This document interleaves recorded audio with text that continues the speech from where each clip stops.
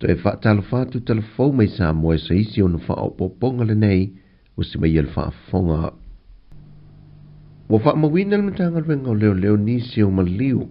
a ulu whale atu le atunu o le tausanga fōle ni usavalia, ai mai se le tausanga watua nai. O lo tausa ili e leo se tau aingo se lii, e ide vao le tolu se fulu le fast food tausanga le matua, na maualo na tino maliu i tuane o le ofisa, o whainga palo ta tuwai mulino, o lo msalumia leo, na ia whao ina le maliu i a te ia lava, e na ua mawatu o tautau se ia lava, e le la au o le pulu i tuane le ofisa o whainga palo ta tuwai. O le isi whaalave o le pōle aso to nai, o le whaai unga le vaiaso. Na maliu e se te mai ono se fulmal tōtu sanga mai le fio anga vai moso, na anga iane vao le misa whanau walo nouso, ai na afia ai mamaliu ai lava. Wa molia leo le na ia whao ina manu e le tama, i mori anga le fasio tangata wha moemoeina, ma le fasio tangata pa i valea. Fata seima se te mai fast food fitu tu sanga le matua, me a fio anga o asau matula ele, na mawalo na tina maliu i le aso lulo le vaiaso te enei, i le awa uli i na wanga i ane nisi o whanau o lea lava fio anga, monita e le ngai le vai. I le moni maua uso a lea tama i talafou, na amata maili nunga awa malo si a le ua maliu maona tei, i le afiafia o le itai na le vai ruanga o le tausanga fou, i le pōle aso lua, na o ane le tai au ma wha awawa i lava, ai sa fai lava ma ngai le ua maliu, e wha malu i lalo le vai, o lana alu wha tolu, e le ito e fo i ane ai. E tasi le maliu mai le moto tele i sa la fai, o se ali tel vau sa vili le na wila vili vai lunga le ala tele, pe itai na la vea ina ua soa e le ta vale, mai ua i lava lona soi fua, o lea wha alvelave le tula i mai whanga i sa vai. Ai o loo tinga ina fo i le whalmai mto tua, se tasi o li ina taua i misa lava malona uso,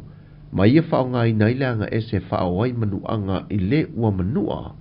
o se fe ese inga wha le ainga, na mafuai ma ele i au fiai ma se ama ma losi, o le wha lave na tula i mai lea fio anga o maangiangi. Sau nore kumsino leo, e ese mai maliu, se noa ia wha lave, ai o le kirismasi lava la tau ia male tausanga fau pe a wha atu se li tele o tausanga umawai, o ai titi wha lave ma maliu o tula i mai ai, se i vanga na ai ave ta vale, sa wha foina ta vale a o wha sua va. Na whaftaia fo i el komsino leo au pa aulongo dino Filipo le atino o, na langolango atu le lātou ngā luenga, i le tausia lea o le file mu.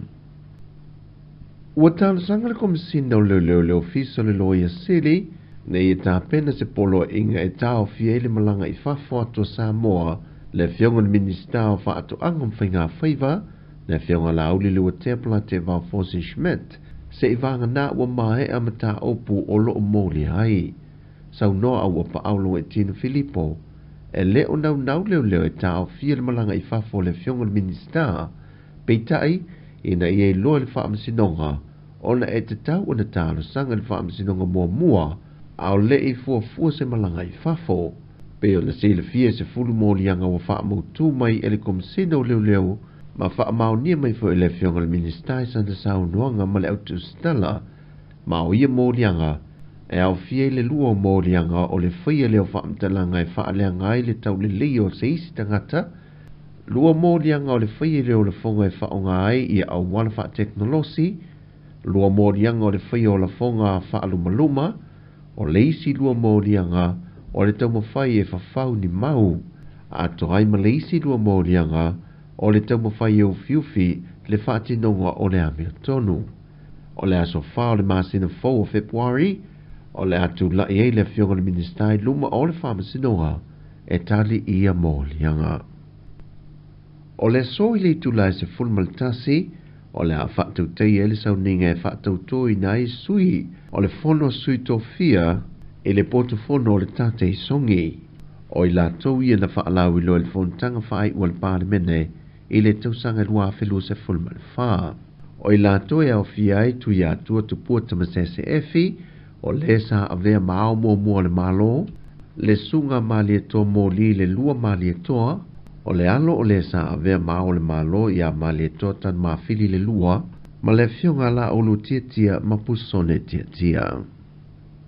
I le whata siato le teitai o le atunuu, i le whata utonga o le kovana, ma le kovana lutena Amerika Samoa, na whaamautu wai o le masino me o le tausanga le nei. O le ato e usui e li si whontanga po le whata singa le ato o Samoa, ma o le atani malo ilo tato o tunuu. O se feido inga o le a whata le noai le ave o le whaamamafa, le una ia leo le ngā lulue whaatasi o atunuu e lua, e le whaata wai o tūlanga tau wāti nae, o fe whaata wa inga, tūlanga tau waalele savili, ngā luenga whaavaitemi,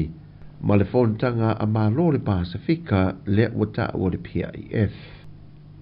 Ua whaamaunia mai e leo fisa sili o mtanga luenga o le soifua maloloina, ai ono Dr. Alec Ekeroma,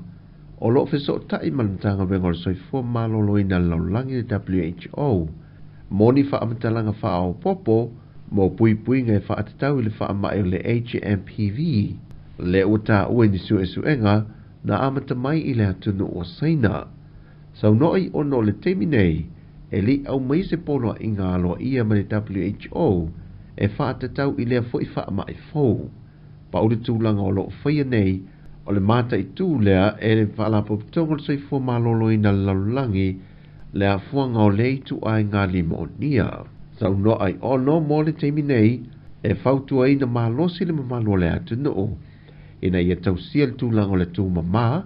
fofolu pe te tafi mama a ao, ma ia tau mamau e se mai lato ua pesia. E iel tel tununga oi ono e leio o mai i Samoa. O le HMPV, e tai tutusa aunga ma le folu, e pei o le tale, fiva, tafelisu, tau le au le manava, mai o tamaiti e tele na afia ngō fie, wha o popo i e matangata mātutua olo o afia i ngā setu mau. Mai ele i aise vaila au e tinei ai lea wha mai, e le teimi nei. O tala fauia mai Samoa, Manuel Neyaso, wha soifoia.